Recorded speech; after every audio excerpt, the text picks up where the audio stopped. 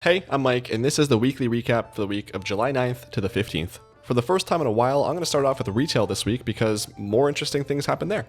On Sunday, Kaz and his Mythic Plus buddies offered to take me through Mythic Plus, and I started the night off with a 1354 Mythic Plus score, and I ended it with a 2033, which got me my Keystone Master achievement and the mount as well. Thank you to him and his friends. I didn't turn on my damage meters, but I just assume I was top of the charts because, of course, why wouldn't I be? I think at one point someone had mentioned that I'm below the healer, but I think that their DPS meters were just like turned upside down, I think. I'm not too sure how that works. I think there was like a bug or something in the system, but I'm pretty sure I actually carried them, so you're welcome to that group. But it's nice to get it. It's nice to have that extra mount and that achievement. It was a goal that I had early on when the season started to hopefully get that by the end of it, and I just kind of got distracted all the way with MoP, and then I kind of just resigned myself to thinking that I'm just not really going to get it, but Kaz was nice enough to offer that for me, and I got it. Through there as well, I got a couple of upgrades, including a new ring and trinket. I got those, I think, halfway upgraded because I don't have the crests to do the rest of it. But what I did have crests for was to finish fully upgrading my legendary axe, so that is now item level 535 and fully upgraded, so that is very nice as well. With all those changes, I went from a 509.37 item level up to 513.43, so just a little over 4 item levels were gained. At this point, I'm not really sure if I'll do any more Mythic Plus this season, just because that was really the main thing I wanted. My warrior's pretty much as geared as he needs to be. I'm sure, I mean, I could get more, but I don't really need to. But I'm just far more interested in playing MoP right now, so I'm probably just going to focus on that. It's also been raining really hard the last week or so if you hear that, that's what that is. I think overall it's a good experience. I think the majority of the Mythic Plus runs I've done this season have been with people that I know or people that are good, and it hasn't really been as challenging as it may have been if I'm actually progressing through Mythic Plus or if I'm pugging it. Dungeons we did were Academy, Brackenhide, Neltharis, Ruby Life Pools, and Uldaman. Overall, I think 3 of those 5 really are not great. The only ones I kind of enjoy are just Academy and Ruby Life Pools because they just feel the quickest and don't feel like I'm in there forever. Brackenhide is probably my least favorite dungeon, and then Uldaman is a close second. I think Neltharis is okay. I think it's nice to look at. It's visually appealing, so it's not that bad. And that ended up being the last dungeon that got me to Keystone Master. I didn't have any keys run on that this season, so I think it was an 8 or a 9 that we ran got me like the last 200 or whatever that I needed.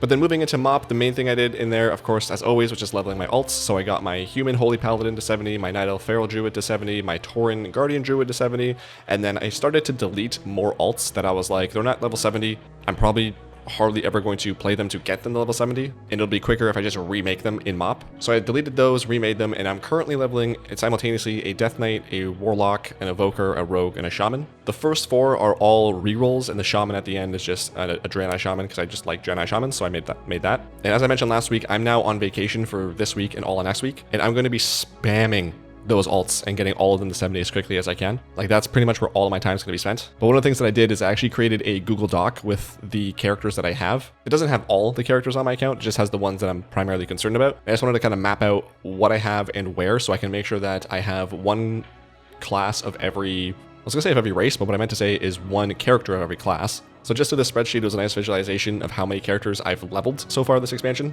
and through MoP.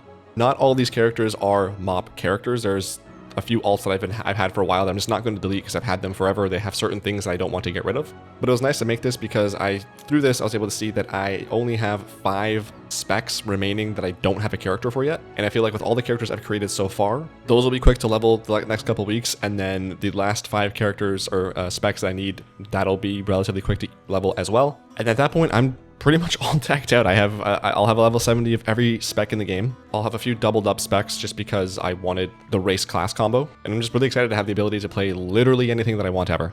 In other news, I've got a few things planned. I know that tomorrow I'm heading out to an amusement park, which I'm really looking forward to. Kaz and I go every year, and last year was the first time that we got the passes that let you kind of skip the line, and there's like a secondary line for people who pay extra, and you don't have to wait like an hour for a ride. You just go in like 5 minutes. And I think we stopped counting at like 40 rides like halfway through the day because we just went through everything. We went through all the rides we wanted to multiple times and every row of the ride as well. And I'm just really looking forward to that. It's gonna be a lot of fun. I think both Kaz and I are the same, where it's like the first couple rides are the most scary because it's like, oh god, why are we doing this? Why do we subject ourselves to this? And the worst part of a roller coaster, at least the first few, it's just the ride up.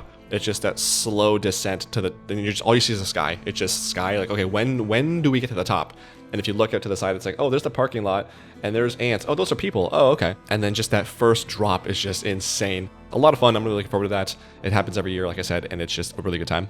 In the world of media, I've been really liking the new Bring Me the Horizon album that came out a little bit ago. The Post-Human Next Gen album is just fantastic. It's such an amazing blend of pop, metal, synth, and like electronic music. It's just so good. They do everything perfectly. This is one of, if not my favorite band. I absolutely love this album, and it's just been on repeat since like at least a month and a half ago. Anyway, that's it for me. Let me know what you got going on in your life, in the game, or any other game as well. I'd love to hear it. If you like this video and or any of my others and you haven't yet, I'd appreciate if you at least could consider subscribing. I'm trying to get to 100K and I'm far ways off, but any little bit helps. If you consider that, I'll at least consider telling the birds to stop crapping on your car. But even if you don't, I appreciate you watching. Thank you so much for that. Have yourselves a great day, a great week, and I'll talk at you next week on Tuesday. Have fun, good luck, all that stuff. Bye. Love you. Have a good one.